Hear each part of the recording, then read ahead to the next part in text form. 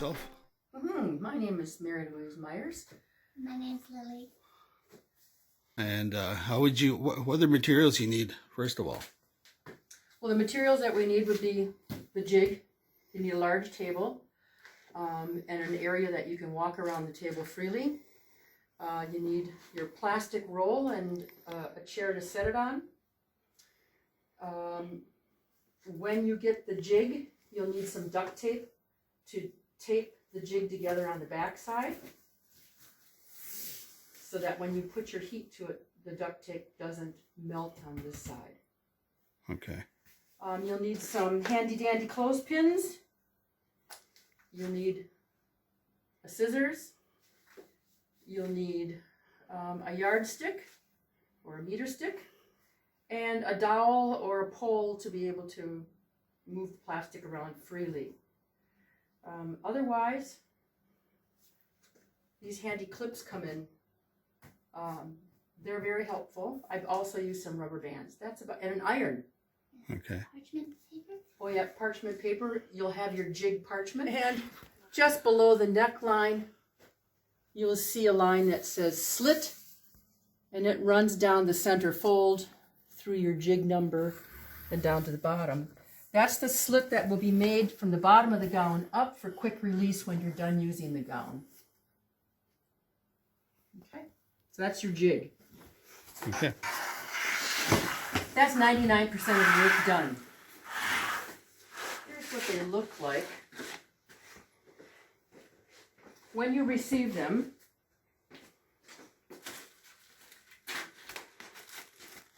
they come in a sealed pouch. You make your own sealed pouch. Baggies are too expensive. Yeah. There's a roll with the shirt or the gown. Inside the gown is the belt, and there's another set of material that's a little bit longer, and it's the mitts.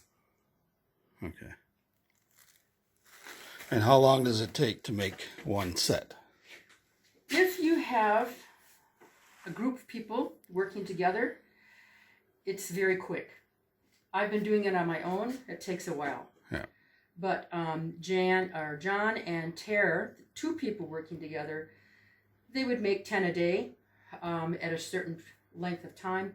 But truly, if you had about 8 to 10 people, 2 to cut, 2 to iron, 2 to do the belts, and 2 to do the mitts, you can have this done in 5 minutes. You get, this is a 400-foot roll in length, Yeah. and you can get 100 gowns out of that. Okay, Lily.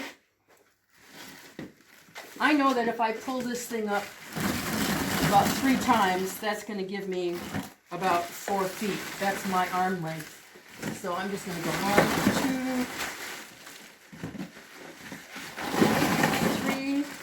2, 3. Lily, we're going to take that red pole.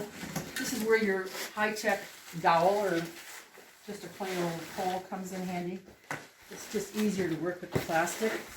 So we're going to hold that on the 4-foot black dotted line, and we're going to pull the plastic back to the end of the jig. Okay, so we've got just a little bit too much, so we can pull it back a little bit.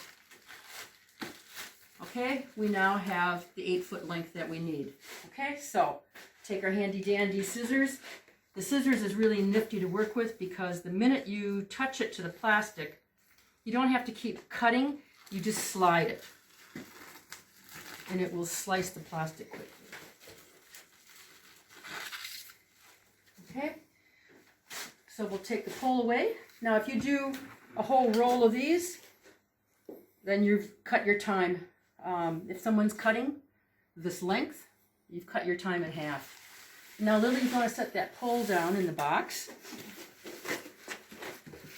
So now you have a piece that is 8 feet long, and it has many layers folded over. So here's the, we're going to open up this piece now, and you'll see how it's folded. It should come out to 12 feet. So there's one, another one underneath here, Lily.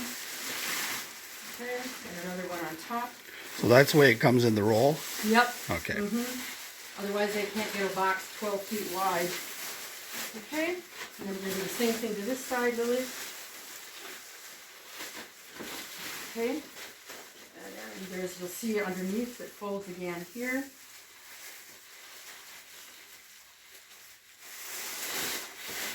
And then they folded it over again. Okay, so we have 8 feet this way, but we've got 12 feet. So we're going to take it, and Lily and I are now going to swap ends, because what we want is one long 12-foot length. Okay? So it's 12 feet long, 4 feet wide now. If we get this cut in half, we're going to have 2 gowns. So we're going to fold it again just to be able to handle it. And we're going to come together and get your handy dandy pole.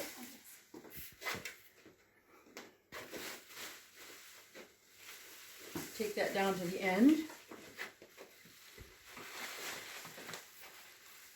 Now you see all the air that's caught in it. The easiest thing to do there is just take a yardstick or your arm, and it just makes it so much easier to handle.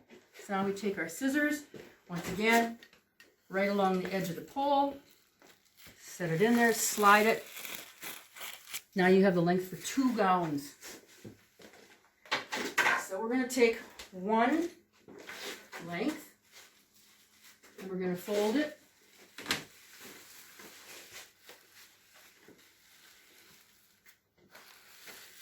And we're just going to get this out of the way. And this is what's in that box. There's 34 other ones for you. Okay, and now, Lily, will you go over to the end there? When we open this up, this side is folded. This side is open. The folded side is going to become the neck. So Lily and I are going to line this up on the jig. And Lily, will you please take your end that doesn't have the belt drawing and line up your edge to the end of the sleeve. There you go. And now we're going to clamp that with the handy dandy clothespin. And we're going to put a couple of those there just to keep it in place. I'm going to do the same thing at the neck. I'm going to do the same thing over here. And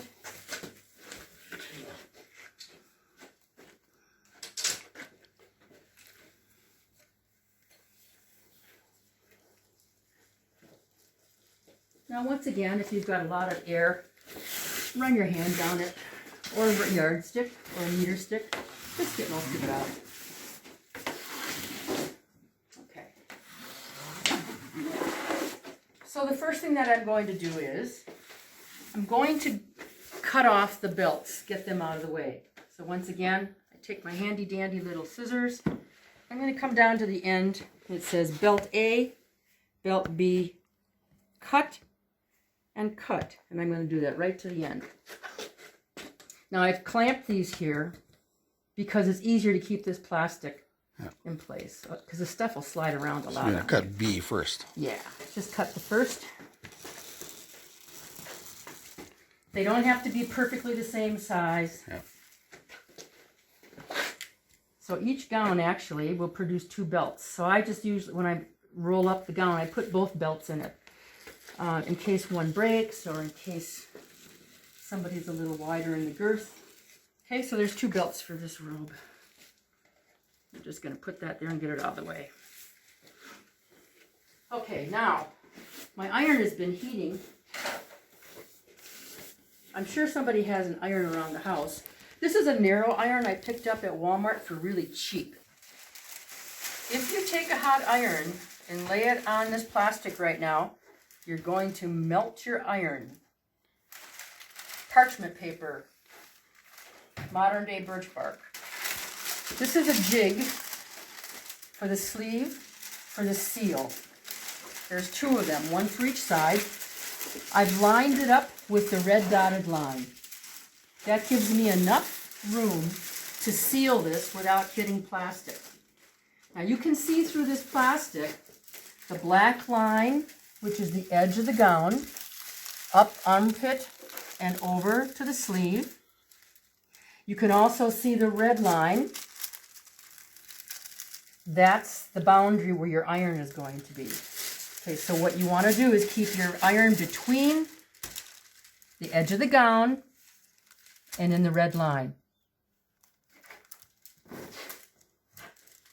Your iron is on the highest, or linen, and it's dry, no steam. I always throw the cord over my shoulders so it doesn't get caught on things. And also, I'm going to put a clip on the end of my iron or my parchment just so that it doesn't slide in case I move it around. Okay, so I'm going to take the iron and I'm going to run it along the black line. If you stop, you're going to wind up melting the plastic. It goes down to this edge right here and over. So one fluid motion. One fluid motion. And I think I have the arrows backwards, but that's okay. The reason that the arrows, I had them there, was because if I run this along to the parchment, I may wind up catching the edge of the overlapped parchment here. So I'm going to start over here and follow this arrow because it's close enough to the end. Now I'm just going to bring it around, stay at this side of the black line, and we're done. Okay, having done that, we're going to remove the parchment. This is where it's really handy to have an assistant because it cuts the time down. While they're doing that, I'm just going to run my scissors right up the middle of the road.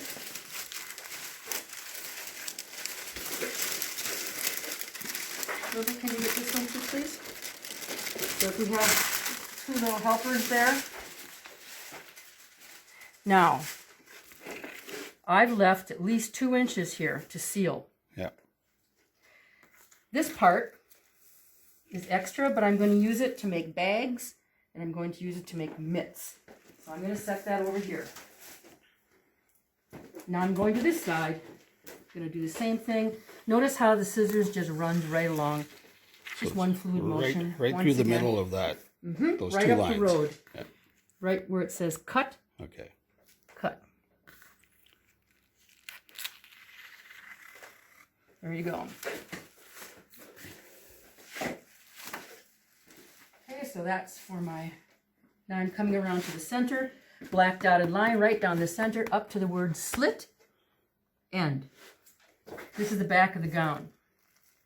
Now you see videos that say turn the gown inside out, etc., etc. I don't think you need to do that. You're not doing this for fashion, you're doing it for protection. So now you have your gown slit so that you can get out easily. And now I'm going to walk around to the neck, and I'm going to run my scissors along the big black line for cut, and that's the neck.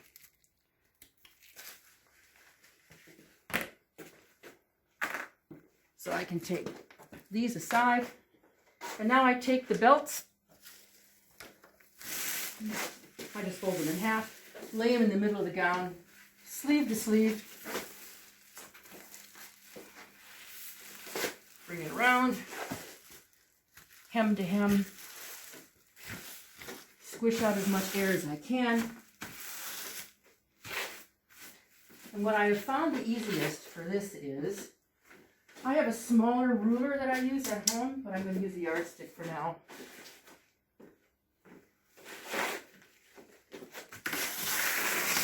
Get out the air. Okay, I'm going to take the arms, I'm going to fold them halfway through. Leave an opening up here because you want to squish the air out. Otherwise, it's like folding a bubble tent. Okay, and then I'm going to just roll it. So this now has in it the belt and the gown. And to make it quick, I take a dowel or just a ruler, roll it up that candy floss. Pull it out. That's your gown. And I usually have until I can get it into a bag.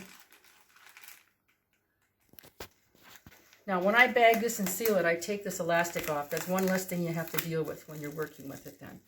Boom. Excellent. There's your gown. Now here's your glove. There is a jig, another piece of plastic. Okay, so this is already heat sealed. It's my leftovers. So I'm going to start over right over here with my heat seals, and you'll figure out an easier way to do this as you get accustomed to working with the fabric or the plastic. And it doesn't have to have any jig at all. You can see through the plastic. You can see through the parchment.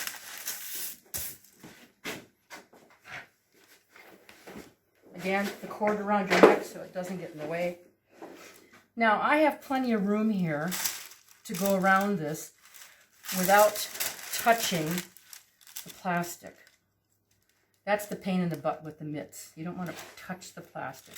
So I'm just going to run this all the way around up to here. I'm going to stop. I'm going to run it over here. If I go around the top, you see I'm getting close to touching plastic. So I'm just going to put that plastic underneath. Now I'm just going to run it all the way around here. Object of the game is never touch the plastic. Going to go here. Going to make a little indentation for the thumb. Okay. Take it off. Set my iron down. Get my trusty scissors. Now you can see where the plastic suckered. All I'm going to do is follow that. Once again, I'm just going to cut around.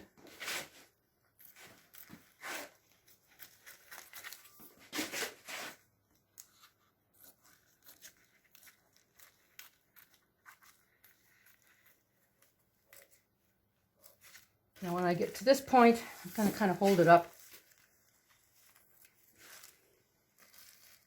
And I can see that it's heat sealed here and here. So I can get rid of some of this. You've got to have a spot for your thumb to be able to move around. So just cut off a little excess. It looks ugly, but you're well protected. Awesome. So after I make 2 of those, I'm going to do that again. Remember, the object of the game is stay away from the plastic.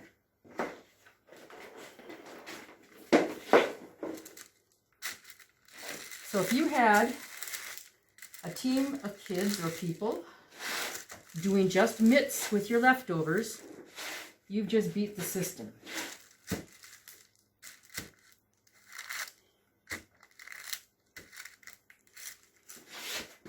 So you don't have any plastic up here to worry about. If I did this when it was all one piece of plastic, I would wind up melting plastic on my iron. Take it from experience. If that happens, it's really hard getting it off your iron. And it stinks. So again, I'm just going to follow the outline.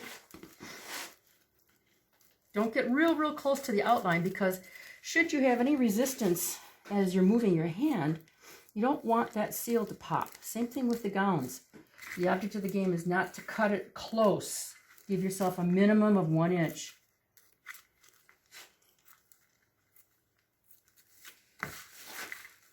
Okay, so there's your second mitt. Take your 2 mitts, lay them flat. You roll the thumbs in first to get rid of the air.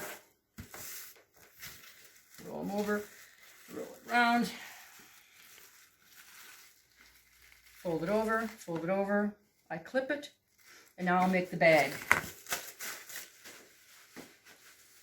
Bags are quick.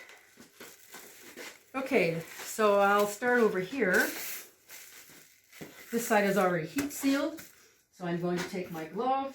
I'm going to take my gown that has the belt already in it. Undo that. Take this. I'm going to slide it right down in here. I'm going to take my parchment. I'm going to lay it flat.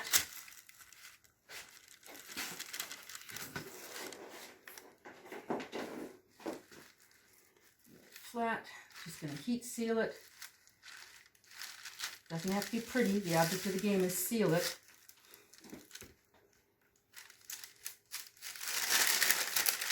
And I'm going to seal the bottom of it here. Parchment down, iron over. That's sealed.